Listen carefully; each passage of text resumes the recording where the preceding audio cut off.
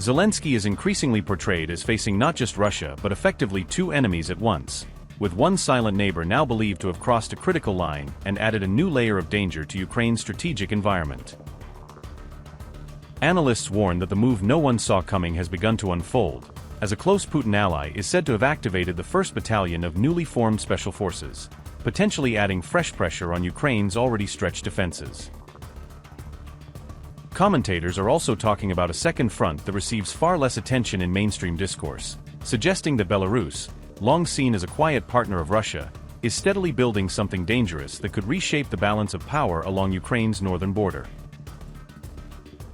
Belarus has begun forming the 1st Battalion of a new Special Operations Brigade positioned near Ukraine's border, marking a significant expansion of its elite forces in a highly sensitive region and raising fresh security concerns in Kyiv and across NATO capitals. This new formation will be designated as the 38th Separate Air Assault Brigade within Belarus's Special Operations Forces, a unit intended to operate as a rapid-response airborne assault formation capable of conducting high-intensity missions close to Ukrainian territory. The announcement about the brigade's creation and its initial battalion was publicly made by Belarusian Special Operations Forces Commander Alexander Ilyukevich, who outlined ongoing recruitment, staffing, and training efforts, signaling Minsk's determination to reinforce its southern military posture. Belarusian Special Operations Forces Commander said, and I quote, "We have already begun forming military units, and one battalion has been formed. This year, we are forming another battalion, combat support units, artillery and air defense units, reconnaissance units," unquote. The new unit is set to be stationed in Belarus's Gomel region, positioned close to the border with Ukraine's Chernihiv region, placing airborne and special operations forces within striking distance of northern Ukrainian territory. According to defense outlet Militarny, the formal decision to form this brigade was first announced in August 2025, highlighting a long-term plan by Minsk to gradually build up its special operations presence along the southern flank. Belarusian President Alexander Lukashenko has publicly stated that these special forces deployments near the Ukrainian border are intended to ensure security, framing the buildup as a protective measure rather than an overt preparation for war. Lukashenko has further emphasized that special forces units are not necessarily meant solely for offensive operations, arguing that their presence serves deterrent and defensive purposes even as regional tensions remain high. This positioning of elite units is not the first deployment of Belarusian Special Operations Forces near the Ukrainian border, as similar movements and rotations have been reported over the past several years, indicating a consistent pattern of militarization in the area. In February 2024, it was reported that Belarus had declared a counterterrorism operation regime, a framework that allowed authorities to justify heightened security measures and increased military activity under the banner of combating potential threats. By August 2024, the monitoring group Belarusian claimed that Belarusian forces, including special operations elements, continued to remain deployed along the border with Ukraine, suggesting that the posture had evolved into a semi-permanent presence rather than a temporary exercise. Reporting by Militarny estimated that one such deployment involved around 400 to 500 servicemen, underscoring that while the force size was limited, it still represented a notable concentration of trained personnel in a sensitive frontier zone.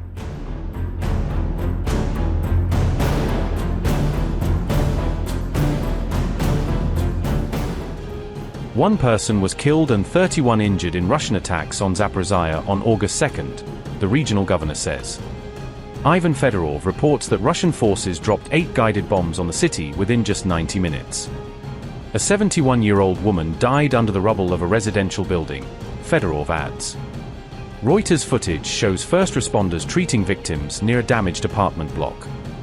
Residential and non-residential buildings were destroyed in the strikes, as firefighters battled multiple blazes.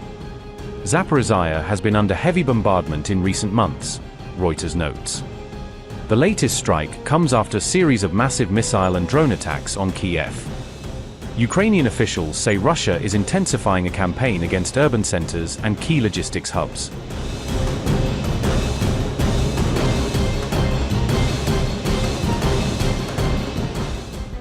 Russia claimed on August 2nd that its forces captured 2 more Ukrainian settlements as fighting continued across multiple frontline sectors. Russia's defense ministry said its troops had taken control of Olgovka in the Kharkiv region and Lyubetskoy in the Zaporizhzhia region. The ministry credited Russia's Zapad group of forces with capturing the settlement of Olgovka during recent combat operations. Russian Defense Minister Andrei Belousov congratulated the troops involved, praising them for the latest battlefield gains. Russia also claimed it carried out precision strikes on Ukrainian ports and key transportation infrastructure during the latest operations. The Defense Ministry said fuel storage tanks at the port of Odessa were destroyed in the reported precision missile strikes. Russia further claimed a tugboat modified to launch uncrewed surface vessels was struck at the port of Mykolaiv. Russia's Dnieper group of forces said it also attacked Ukrainian positions near Orakov, Preobrazhenka, and Yulievka. The ministry claimed Ukrainian forces lost more than 40 personnel, 28 military vehicles, 6 electronic warfare stations, and 1 artillery gun. Russia also reported striking Ukrainian drone production facilities, storage sites, and deployment areas during the latest offensive operations.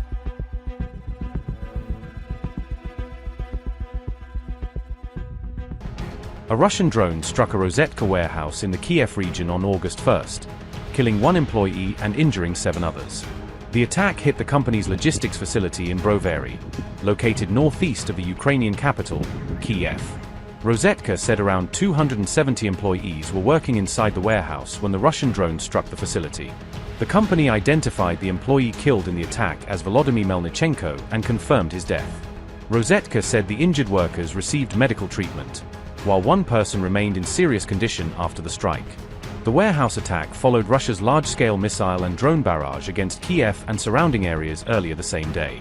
Ukrainian officials said the wider assault damaged residential buildings, industrial facilities, a school, and the Lithuanian embassy. The strike came after Ukraine intensified attacks on Russia's Wildberries logistics centers in recent days. Ukrainian officials have claimed that Wildberries logistics facilities support Russia's broader military supply and logistics network.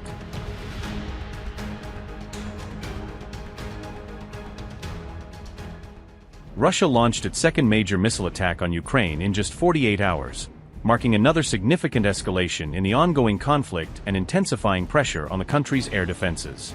Multiple ballistic missiles struck Kyiv during the early hours of August 1st, triggering air raid alerts and sending residents rushing to shelters across the Ukrainian capital. At least 9 people were killed and 23 others were injured in the overnight attack, according to Ukrainian officials, as emergency teams continued search and rescue operations. Fires and extensive damage were reported across at least 5 districts of Ukraine's capital, with residential buildings and civilian infrastructure among the affected sites. Kyiv's Darnitsky district suffered the highest casualties, with 7 people reported killed as the missile strikes caused widespread destruction in the area.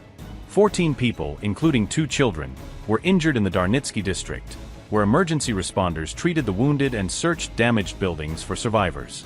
The attack came after Ukraine's Air Force warned that multiple ballistic missiles were heading toward Kyiv, urging residents to remain in shelters as the threat unfolded.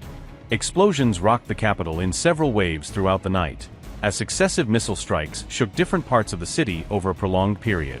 Russian missiles struck apartment buildings, warehouses, a car wash, and a parking area, causing significant destruction to both residential and commercial properties.